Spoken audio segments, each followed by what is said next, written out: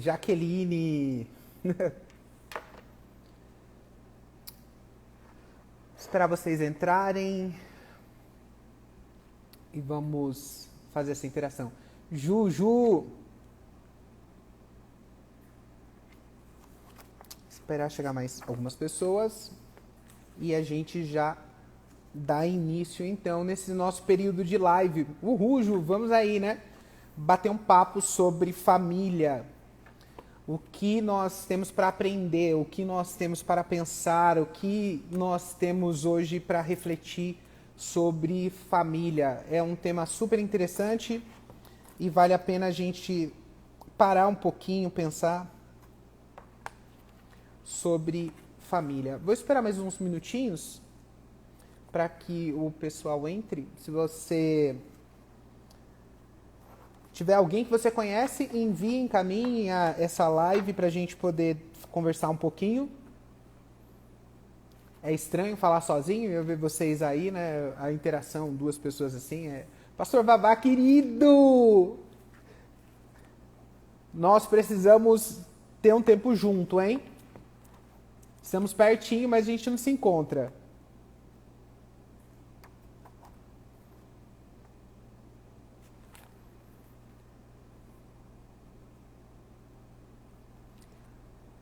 Meu amigo Carlos, seja muito bem-vindo.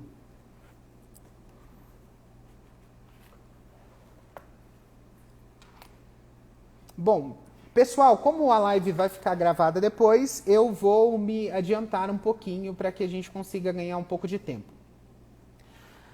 Vocês que me conhecem sabem bem sobre a trajetória, o que eu vivi, o que eu tenho vivido e tal. E muitas pessoas... Vou dar um exemplo. Ontem eu fiz uma live, participei de uma conversação com uma jornalista italiana, Nausicaa Della Valle. E uma das perguntas que ela me fez foi se eu tenho trabalhado com as pessoas que viveram a mesma realidade que eu. Se esse tem sido o meu foco com as pessoas que vivem problemas na sexualidade. E eu disse para ela que não tanto. Não que eu não tenha... Não que eu não trabalhe com essas pessoas, mas eu disse que o meu foco não são essas pessoas no momento. Por quê? Porque eu entendo que o que está acontecendo é que muitas pessoas estão vindo para poder apagar um problema, para lidar com um problema que muitas das vezes já está acontecendo na sociedade, com a pessoa. É uma pessoa adulta, tem mais de 20 anos, já sabe tomar as suas decisões, fazer as suas escolhas, tal, e é uma pessoa que vai precisar lidar com os seus processos. E eu disse que essas pessoas, né, nós somos chamados muitas das vezes para poder ir nas igrejas, falar sobre essas pessoas, quando na realidade, aí eu respondi para ela, eu acredito que nós precisamos ter atenção, porque o nosso foco precisa ser as crianças. Nós precisamos trabalhar as crianças de tenera idade e fazer com que essa dinâmica das crianças seja uma dinâmica bem desenvolvida, para que a gente consiga aí no decorrer da vida trazer bons resultados, uma vez que a gente sabe que as crianças elas são muitas das vezes deixadas de lado, elas são quase que basta que elas estejam comendo, dormindo, e as pessoas acreditam que é isso que uma criança precisa. E se nós percebemos que se nós fizermos com que as crianças desenvolvam muito bem, saudáveis, a gente vai ter adolescentes saudáveis, a gente vai ter adultos saudáveis, a gente vai fazer isso. No entanto, para que a gente consiga chegar nas crianças, nós precisamos chegar nas famílias. Se você não trabalha os dois, você não consegue. E eu, no ano de 2019, eu trabalhei direto com pré-adolescente, com volta de 9, 10, 11 anos ali, e eu pude ver algumas dinâmicas ali, participando ativamente com eles. Eu sempre trabalhei com jovem, e o meu desafio foi nesse período trabalhar com eles. E o que eu notei ali nesse tempo? Eu lembro que teve uma das meninas que participava com a gente, e ela tinha uma personalidade extremamente arrogante para uma pré-adolescente. Você olhava para aquela realidade dela, eu olhava para aquela realidade, eu notava que tinha alguma coisa que não estava bem ali, tinha alguma coisa que não estava legal. Até que um dia eu fui conversar com a mãe dela.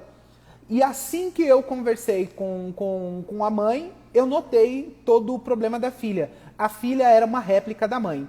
E aí, o que eu notei? Que se o nosso trabalho não é conjunto, você trabalha as famílias e para chegar aos filhos, a gente vai sempre gastar energia trabalhando com os filhos, com os adolescentes, com os jovens, e o pai e a mãe, eles não estão muitas das vezes nem preocupados com a vida deles, com o que eles estão fazendo, com os sonhos, com os projetos, com as dores. Não estão preocupados com a complexidade da vida do filho, porque acabamos vivendo um reflexo de criação de filho bem trabalhosa.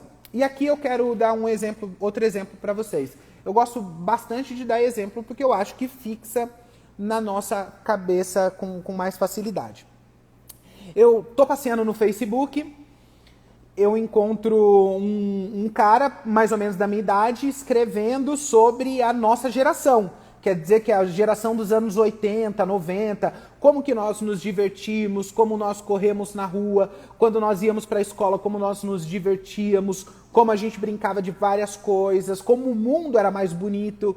E aí ele falando sobre a geração de agora, a geração Nutella, né, como a gente vê sempre. E aí ele fazendo essa comparação toda e as pessoas embaixo estavam comentando, é isso mesmo. A nossa geração era melhor, essa geração não é tudo isso, tal. Eles são muito infantis, enfim.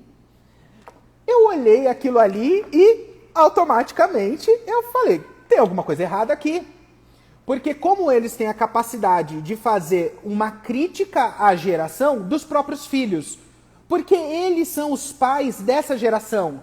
Se os filhos estão sofrendo ou não estão conseguindo lidar como eles viveram, porque eles são os grandes responsáveis por isso, mas não conseguem assumir para si a responsabilidade que eles criaram essa geração.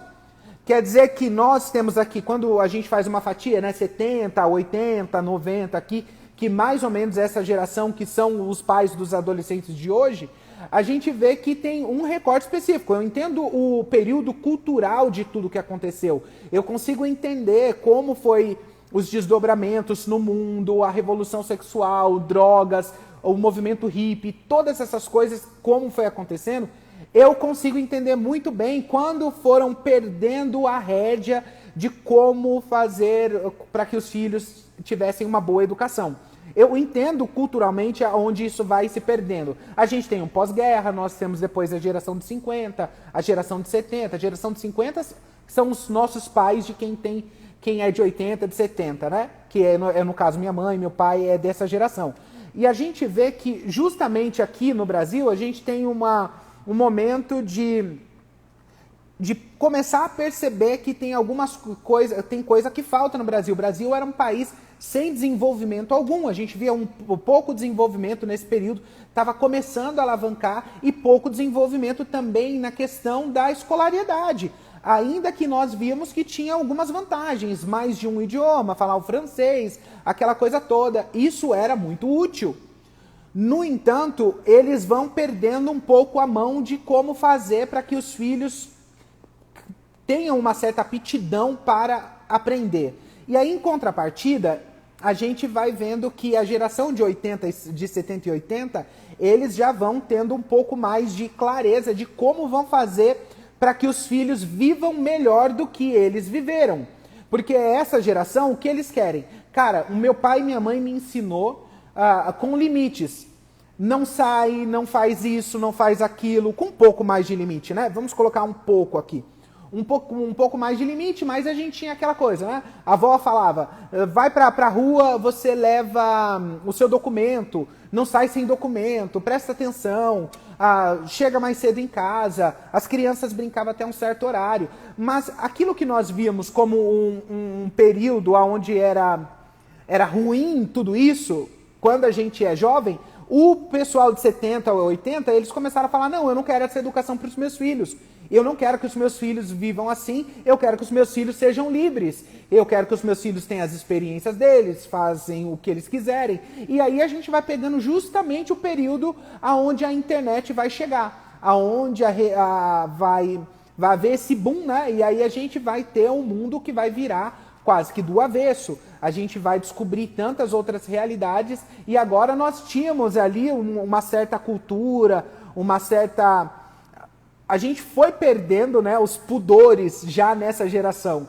Nessa geração de 70, 80, a gente vai perdendo os pudores e aí a gente pode pensar, né, banheira do Gugu, a gente lembra de tudo isso, como era exposto a sexualidade de uma forma que acontecia nos domingos dentro de casa sem que nós percebêssemos. Isso foi acontecendo de uma forma que vai se alastrando. Daí essa geração hoje está falando, criticando, essa geração de 70, 80 critica o funk, critica as músicas, mas esquecem do passado e esquecem que eles pavimentaram então o terreno para que essa outra geração vivesse. Aí deixaram muita liberdade, faça o que você quiser, seja o que você quiser, viva como você quiser, e aí houve a transição em todos os ambientes, como a gente tem percebido, né?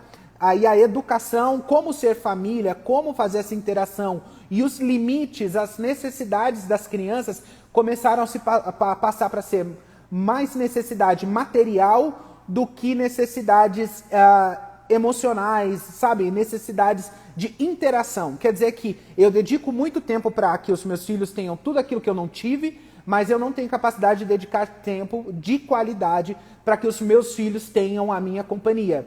É um exemplo simples que eu ouvi, né? O filho chega no pai e fala, pai, quanto que é a sua hora de trabalho? O pai fala, filho, o pai ganha tanto por hora. Aí o filho vai ali, corta um monte de papelão, leva para o pai e fala, pai, eu quero pagar para o senhor 1 hora do seu trabalho. E é justamente aqui que nós temos o choque, que é essa busca. E o Brasil cresceu, né?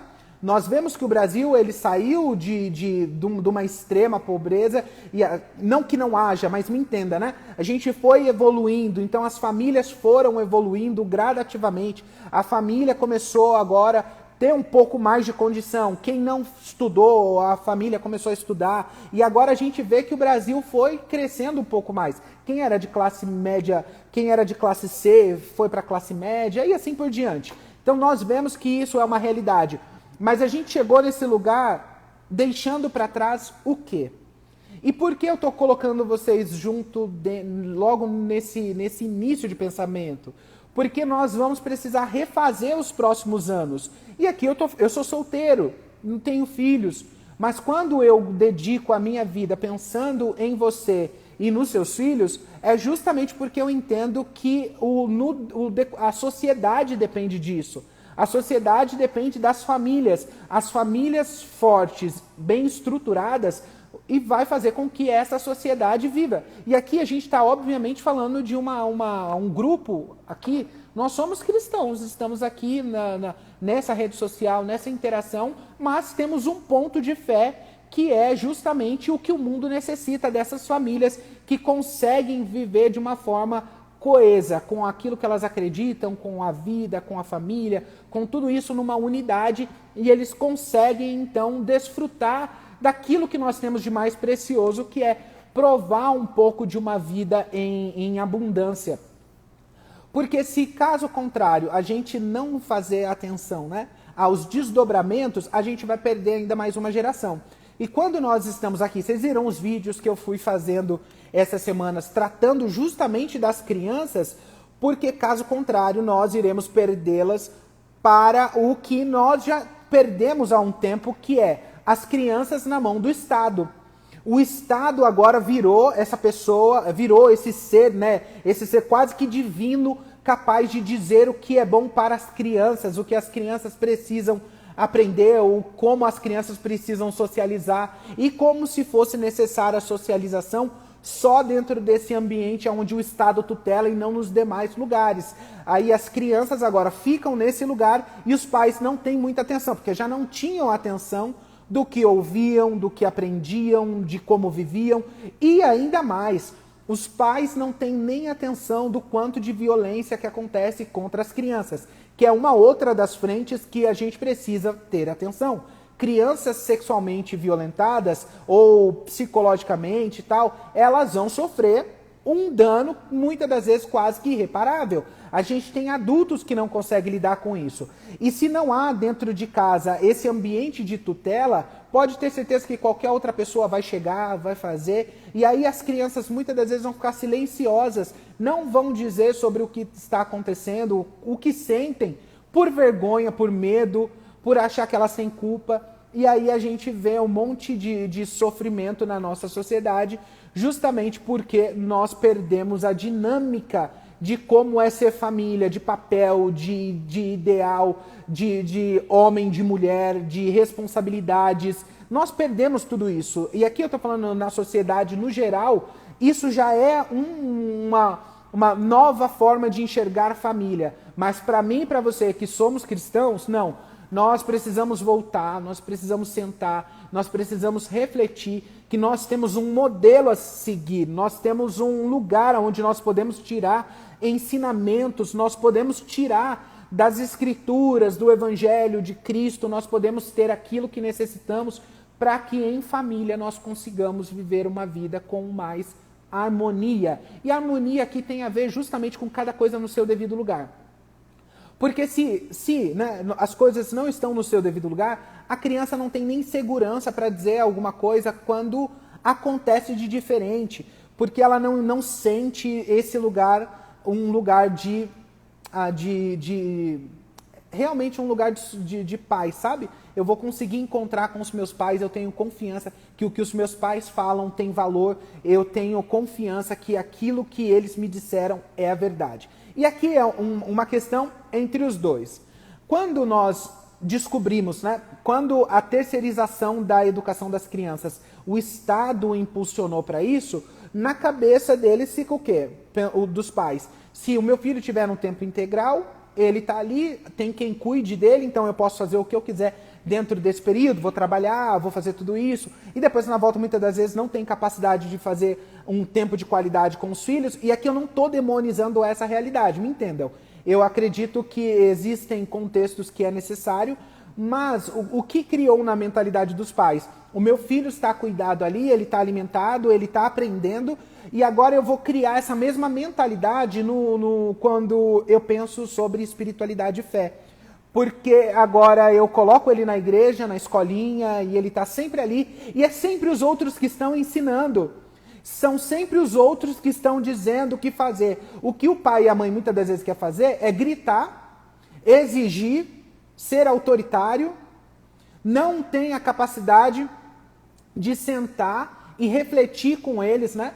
Não tem a capacidade alguma de sentar e ensinar. Pega aqui que eu vou te explicar o porquê disso, eu vou te conduzir a aprender isso daqui. Não, eles não têm essa didática, porque aprender para nós brasileiros, infelizmente, o que aconteceu?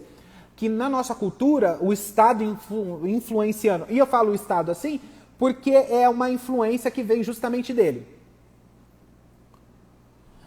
Quando eu estou pensando aqui, o que ficou na nossa mente? Que estudar e aprender é para ser aprovado. Então eu preciso passar na prova, eu estudo para passar na prova e não para aprender o conteúdo. Essa é a mentalidade. Estou pensando no grande número de pessoas, não no número menor de pessoas que entendem o que estão fazendo. Mas eu preciso ser aprovado, eu preciso tirar uma nota boa na prova e eu preciso, aí depois disso, ganhar mais dinheiro.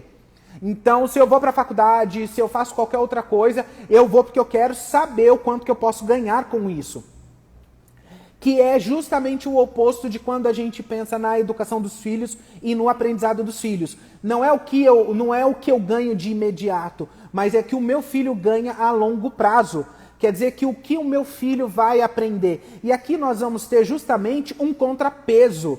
Aqui nós temos os setores, né, de desenvolvimento cultural, educacional, todos eles aqui, e um contrapeso é justamente os pais e as mães que estão capacitados ali para poder fazer com que o filho sente dentro de casa, o filho vá aprender, o filho consiga compreender, e aí ainda, né, que seja uma mãe sozinha, aqui eu estou pensando, o pai faleceu, o que seja, mas esse tempo que essa mãe e esse pai, eles desejam aprender como fazer para que o filho aprenda dentro de casa, como por exemplo é esse livro aqui, que é uma indicação, Pais Revolucionários, que é do George Barna, ele diz como criar filhos, e tem várias coisas que a gente pode pegar para a gente aprender sobre isso. Nós temos várias áreas, vários métodos, várias ferramentas de como criar no nosso filho o desejo também pelo aprendizado, ou como colocar filtros neles quando eles vão entrando na sua adolescência. E nós temos tanto tempo quanto todos os outros setores, a não ser que a pessoa ela não tenha desejo algum de fazer com que o filho tenha esse tempo de qualidade com ela, e aí libera o que nós estamos vendo, né, na realidade. O celular, o tablet, a televisão e todas essas coisas para preencher o tempo da criança, para que a criança não incomode. E é uma realidade, a criança não incomoda, mas quem está ensinando essa criança? É justamente aqui que nós vamos precisar pensar, e obviamente que eu faço uma crítica não só aos pais nesse ponto, mas eu vou fazer, lógico, que uma crítica às igrejas. Porque muitas das vezes a nossa preocupação hoje, enquanto evangélicos brasileiros, é para que a liturgia e as demais coisas vão acontecendo dentro do galpão, sem que a gente consiga dar um real sentido ou uma real capacidade para que essa família ela viva uma segunda-feira, como o pastor Anderson gosta de falar, ela vive a segunda-feira como no domingo, para que a gente consiga fazer para que as famílias vão além daquilo que elas vivem só naquele momento, para que a segunda, terça, quarta, quinta, sexta, sábado, domingo, todos esses dias sejam um dia que seja baseado a partir de uma visão de mundo, onde o evangelho faz sentido para o filho, para a mãe, para o pai, e também para os vizinhos, para os amigos, para todo mundo que está em volta. Por quê? Faz sentido para essa pessoa, mas não faz sentido na questão religiosa do domingo. Faz sentido de viver essa realidade como um sentido, uma explicação para a vida, como boas respostas para o nosso viver. E a partir disso as pessoas vão notando essa realidade.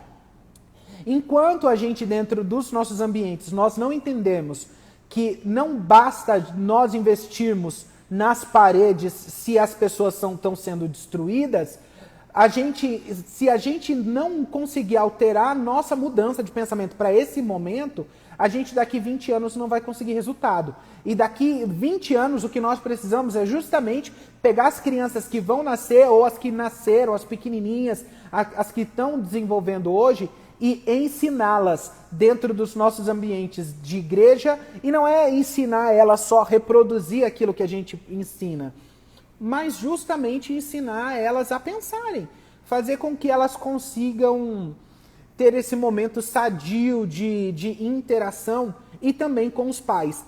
Perguntar para o pai, perguntar para a mãe, porque os pais, eles sabem e agora eles podem ensinar, mas eles não sabem, porque nós não somos ensinados a pensar, nós somos quase que catequizados, mas não no sentido de fazer a coisa direitinho, é quase que doutrinado. Olha, assim, é desse jeito, você precisa fazer isso. E aí quando não entram doutrinas que impedem aprender, que não deixam as pessoas buscarem qualquer conhecimento, que limita o conhecimento até bíblico mesmo, e aí a gente tem o que nós estamos sofrendo hoje, esse impacto, onde uma grande porcentagem de pessoas falam que são cristãos, mas a gente não tem um resultado objetivo na sociedade através dessas pessoas.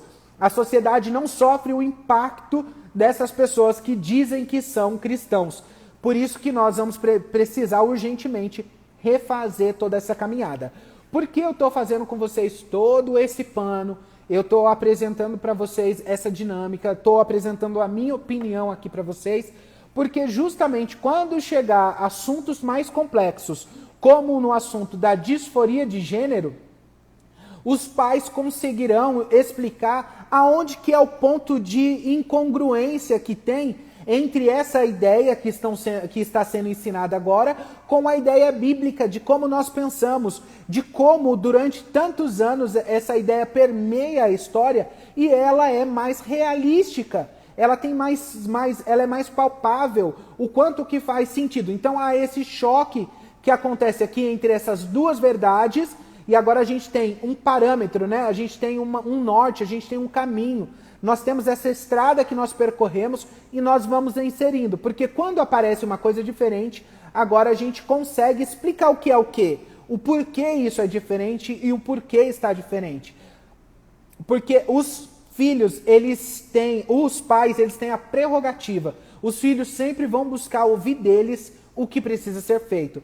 Mas quando nós não entendemos, quando nós não aprendemos que ter filhos é educar, e educar quer dizer você inculcar na cabeça dos filhos aquilo que você sabe que é o ideal, aquilo que você tem como uma verdade que não é dissolúvel, uma verdade plena. Quando você inculca na cabeça das crianças, nós temos certeza que com o passar do tempo elas vão desfrutando disso. Mas o que a gente precisa fazer é não terceirizar, porque do momento que terceirizamos, é um problema. Eu tenho um exemplo de uma senhora, uma mãe que veio me procurar. Ela mandou uma mensagem, não vou citar o nome dela por ética, óbvio, não vou fazer isso, mas eu só quero contextualizar para vocês entenderem. Ela me procurou e pedindo ajuda. E óbvio que eu tô aqui para poder ajudar pessoas. E ela me disse, eu preciso de uma ajuda, o meu filho tá influenciado pelo celular, eu não sei o que fazer mais, o celular tem tomado conta da vida dele, o meu filho tem 3 anos. 3 anos. E aí eu olho para vocês e eu vou responder o quê? Se com uma criança de 3 anos não tem a capacidade de impor limite, de ensinar, essa é a hora para isso, essa não é a hora para isso, há tempo para todas as coisas, a Bíblia diz até para os grandes, quanto mais para as crianças, há tempo para todas as coisas, há tempo de brincar, há tempo de estudar, há tempo de correr, há tempo de parar. Se esse exemplo está ali para nós, por que ele não é utilizado no dia a dia?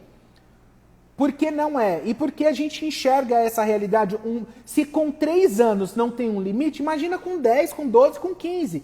Aí o que nós pegamos aqui são crianças e adolescentes que não tiveram limite algum. E tem um livro também, se vocês quiserem escrever no Google, procurar para vocês lerem, Podre de Mimados, a gente vai entender essa cultura que acabou mimando os filhos, fazendo com que os pais agora sejam escravos dos poderosos chefinhos, né? Como o filme. Os poderosos chefinhos ditam todas as regras. São eles que dizem todas as coisas. Porque o pai e a mãe, eles são infantis, tiveram a sua infantilidade, não foi vencida, aí são infantis tentando ensinar crianças a deixarem de ser infantis. Não vai dar certo. Isso não vai dar certo, vai dar justamente esse problema. Que é onde não tem a capacidade de colocar um limite numa criança de 3 anos. Porque se nós não tivermos atenção que isso aqui é um desdobramento que vai piorar. A gente começou, né, aqui o vídeo falando da geração de 70, 80. Agora imaginem vocês, os filhos dos anos 2000. Imaginem vocês, os filhos da geração que está vindo.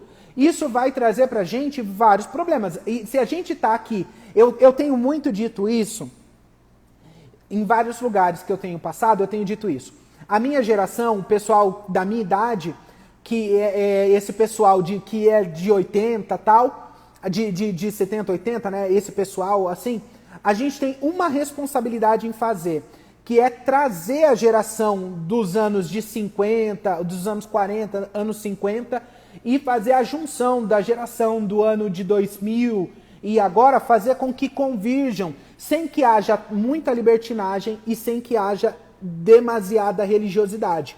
Sem que a gente fique nesses dois excessos, aonde um exige demais e o outro libera demais. Nós vamos trazer essa geração a viver de um jeito que tudo é lícito, mas nem tudo convém. Nós sabemos que durante muito tempo foi exigido tantas coisas, hoje nós vamos exigir menos, mas isso não quer dizer que não tenha, a gente não vai ter essa supervisão para que as pessoas consigam compreender e não ser doutrinadas. Você precisa fazer assim, mas por que eu preciso fazer desse jeito? É porque é desse jeito. Não, nós não vamos mais entender assim. Nós vamos explicar para as pessoas o porquê é desse jeito. Por que acontece dessa forma? Por que acreditamos desse jeito? porque é a melhor resposta. E aqui eu posso, obviamente, já começar numa das perguntas que eu faço sempre. Quem está acostumado a me ouvir sabe que eu vou falar sobre essa questão. E a gente pergunta para os adultos se você pode falar para mim qual é a razão da sua fé, por que você acredita em Deus, quem Deus é para você, quem Deus é, quem é o Deus que você ama, quem é o Deus que você adora. E as pessoas não sabem explicar. Não sabem. Elas não sabendo explicar o que eu olho como algo normal, natural, de qualquer pessoa que professa uma fé cristã, quanto mais dar respostas um pouco mais complicadas. Aí o que eu tenho dito?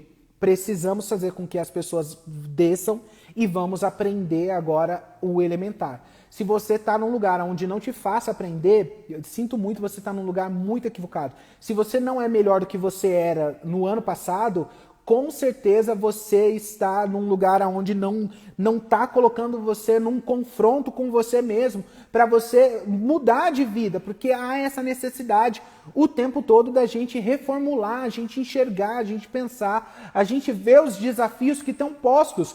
E não tem como a gente não responsabilizar quem é responsável. E aqui os pais têm a responsabilidade espiritual, material, e também eles têm a responsabilidade psicológica de conseguir desenvolver os filhos. Eles precisam, ainda que não aprenderam, mas hoje a gente está num tempo que dá para procurar. Eu estou fazendo isso aqui com vocês justamente para essa reflexão. Eu estou aqui nesse tempo, né, nessa quarta-feira, dia 22 aqui, fazendo com vocês, conduzindo você a pensar, porque justamente para que você comece a ter ferramentas para lidar com os desafios que vão aparecer. Talvez você fale para mim, Robert, mas eu não sou mãe, eu não sou pai, mas você será. Se você não será, você vai ter sobrinhos, você tem sobrinhos, você tem o pessoal da igreja, tem tudo isso para que a gente consiga fazer com que as pessoas parem. É um tempo da gente parar, é um tempo da gente literalmente aprender. Não reproduzir, mas a gente conseguir compreender aquilo que nós vimos, aquilo que nós estamos vendo, né? Então nós precisamos de seriedade, precisamos de todas as ferramentas necessárias, se inscreva em bons cursos, aprenda com pessoas que têm um certo domínio, vai conduzir você para um caminho onde faz você refletir, onde faz você conseguir pensar não no hoje, não no imediato, não no resultado de agora, mas é pensar logo no a longo prazo como será, porque senão a gente não vai conseguir crescer além daquilo que a gente viu. Nós estamos num choque cultural no Brasil. A gente está vivendo essa realidade, o que a gente poderia chamar algumas pessoas dessa guerra cultural, a gente está diante dessa cena. Mas nós não podemos continuar desse jeito. A gente não pode se degladiar aqui, um de um lado, outro do outro, um que defende um lado, outro que defende o outro. Isso não vai produzir resultado nenhum. Vir na internet, soltar os leões, isso é muito fácil. Mas eu quero ver a pessoa ter paciência para sentar dentro de casa, ensinar o filho e mostrar para o filho que ela é tão boa de argumentos como é na internet. E não é só aqui com os filhos, mas é em qualquer lugar. Demonstrar para as pessoas que eu prefiro 1000 vezes uma discussão sadia com as pessoas que estão na minha volta, que conseguem crescer, do que discutir na internet com pessoas que já estão cauterizadas ali, que só querem ouvir o que o coração delas deseja de emoção. O coração deseja, a pessoa quer se encher disso.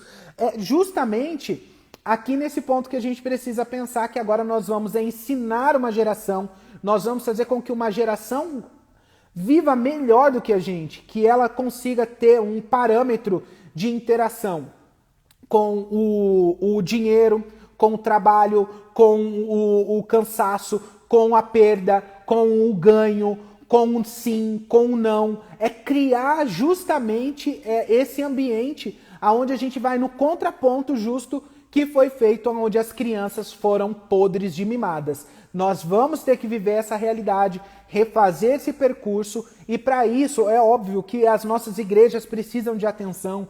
Nós precisaríamos de mais escolas confessionais, onde há a possibilidade ali da gente ensinar para as crianças, por exemplo, que Deus criou o mundo, que o Senhor, que isso é uma ideia, Deus criou o mundo, não é só uma ideia ou uma teoria, mas isso é um fato que nós acreditamos e nós não podemos ser suprimidos dessa nossa realidade, da nossa forma de enxergar o mundo, porque em 1854, 1800 e alguma coisa, alguém disse que Deus não criou o mundo e o mundo foi criado a partir daquilo, do caos, né? A partir do nada.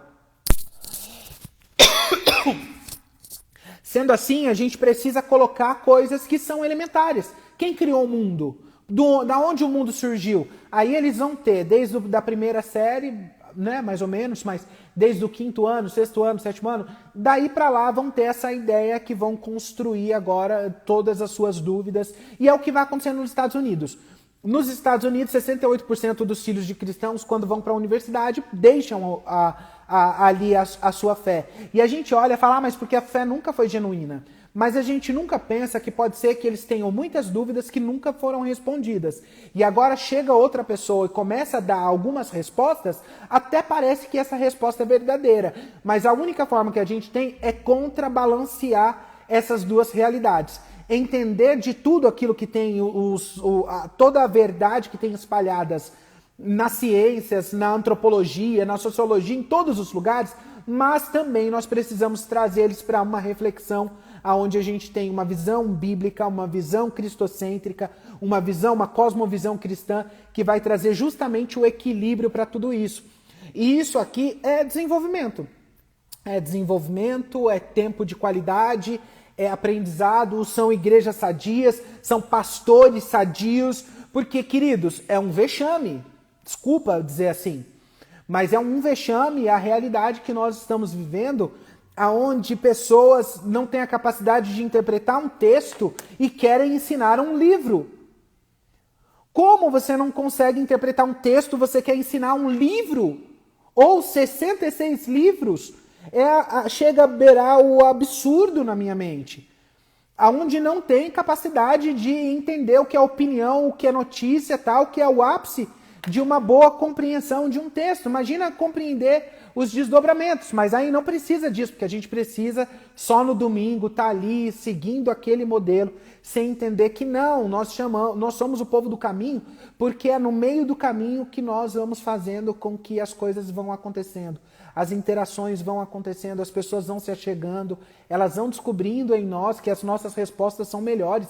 E não só é uma resposta religiosa, é óbvio, né? Mas as nossas respostas são, filosoficamente também, elas são boas. O cristianismo faz sentido, mas ele não tem que fazer sentido só no domingo, ele tem que fazer sentido todos os dias.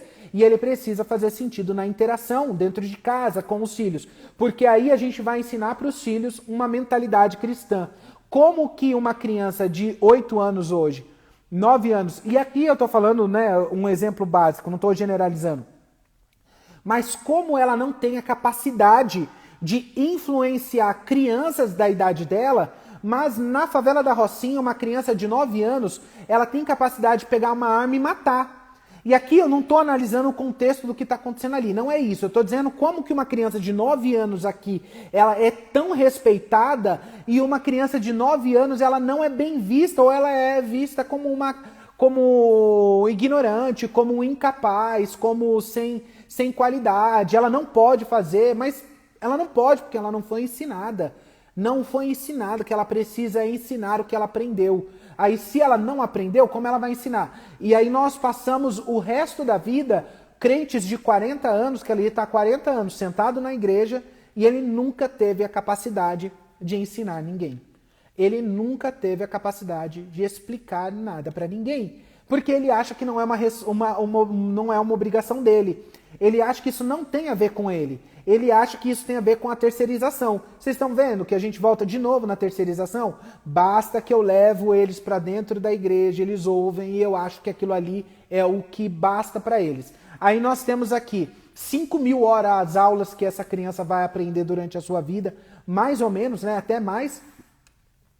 E agora ele vai dentro da igreja 2 horas no domingo, 2 domingos, vão 2, 4, 6, 8 vezes aí no mês, 8 horas, e a gente acha que é o suficiente contra quase 25 horas que eles vão ter durante a semana ouvindo tantas outras coisas. A gente não é inocente, queridos, a gente não vai ser reputado por inocente. Está tudo diante dos nossos olhos, mas enquanto a gente continuar vivendo uma vida infantil, onde a gente pensa só na gente, onde a gente quer fazer aquilo que é bom pra gente, onde que o nosso tempo tem que ter valor pra gente, e a gente não vê que não tem mais a ver com a gente, tem a ver com o outro, tem a ver com a entrega para o outro, viver para o outro, a gente entender esse amor, essa realidade do amor. Enquanto isso não fizer sentido pra gente, a gente ainda vai querer se satisfazer ou a gente vai querer ter tranquilidade. A gente não vai querer ter dificuldade. E ensinar, ser mãe, ser pai, ensinar e tal, é dificultoso. Nós já deveríamos pensar nisso. Por isso que, abordando justamente a teoria de gênero, a disforia de gênero, não tem como a gente não entender e utilizar os pais para que eles consigam compreender. E aqui não é apenas dizer que isso é do demônio, porque isso é minimizar o que a gente tem de mais valioso, que é a inteligência das pessoas. Mas é explicar justamente para as pessoas aonde que está acontecendo, por que isso está acontecendo, e aí fazer com que as crianças entendam que é possível também que uma pessoa não viva assim. Sem que a gente use só a demonização para poder lidar com assuntos que não é só demônio. A gente precisa entender que são assuntos que precisam de um pouco mais de reflexão.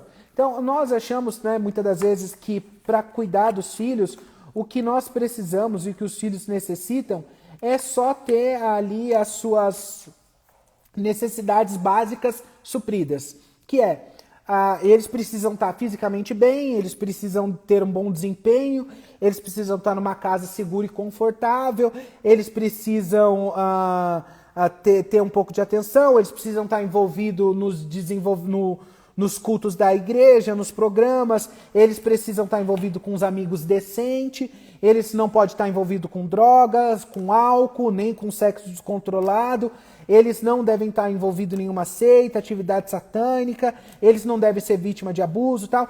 Tudo que a gente quer é um padrão moral correto, quer dizer que eles precisam ter uma moralidade correta.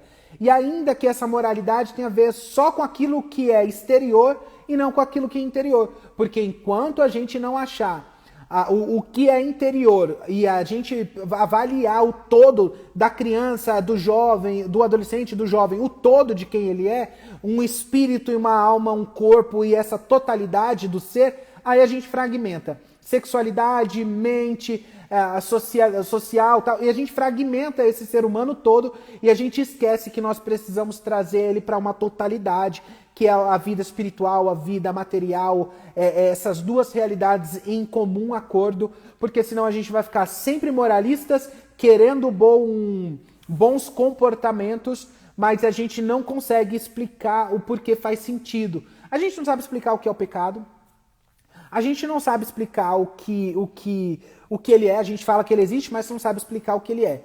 A gente fala que Deus ama, mas a gente não sabe explicar o porquê Deus ama. A gente não consegue explicar que Deus demonstrou o seu amor em Cristo Jesus, a gente não consegue fazer isso de uma forma óbvia, e aí a gente não evangeliza nem os da nossa própria casa no sentido de explicar aquilo que eles têm dúvida.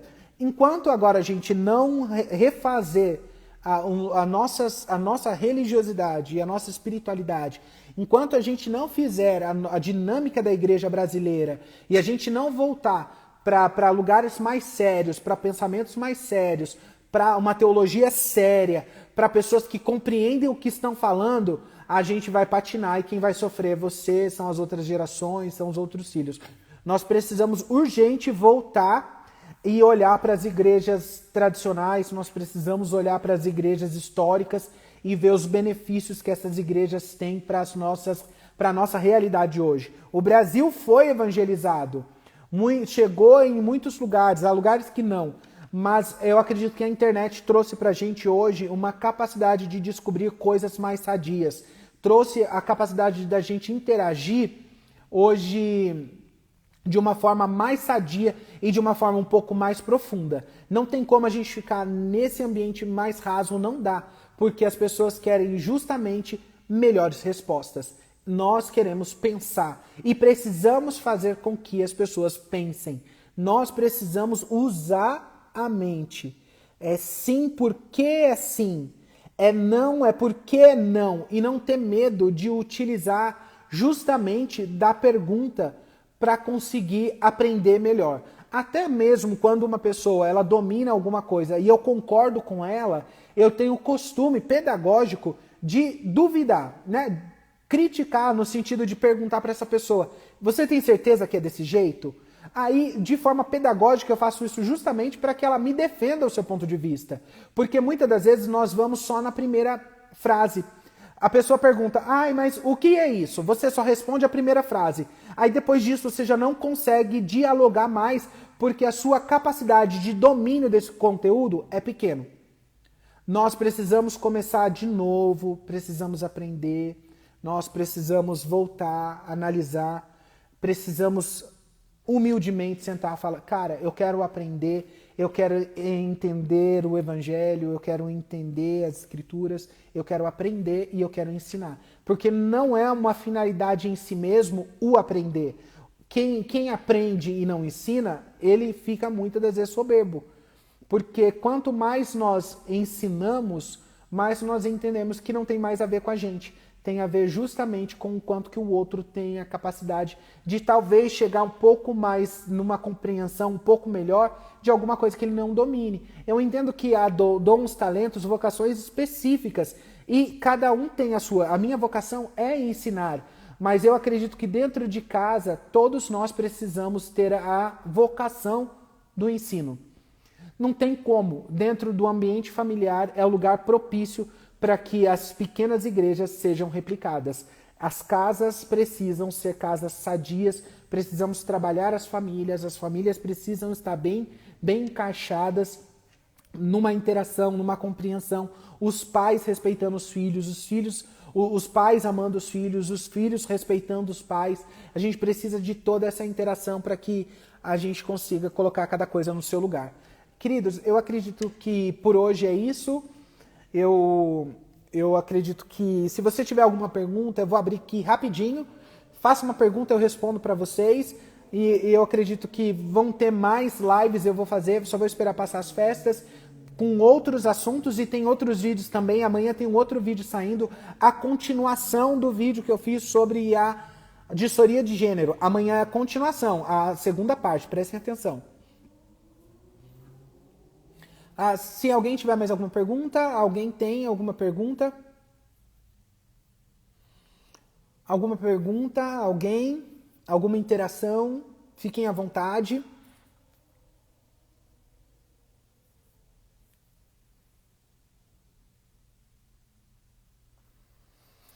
Pessoal, a live vai ficar salva, depois ela vai para o YouTube também, se vocês quiserem assistir ou encaminhar para qualquer outra pessoa depois. Aqui fica o meu abraço para vocês, Deus abençoe, até a nossa próxima. Amanhã tem vídeo saindo na internet e no canal do YouTube. Não deixe de seguir lá, Robert Diego no YouTube, eu vou colocar bastante coisas lá, eu vou utilizar muito o YouTube, porque eu acredito que nós precisamos invadir esse período com essas reflexões para que a gente consiga bons resultados. Deus abençoe vocês e um forte abraço.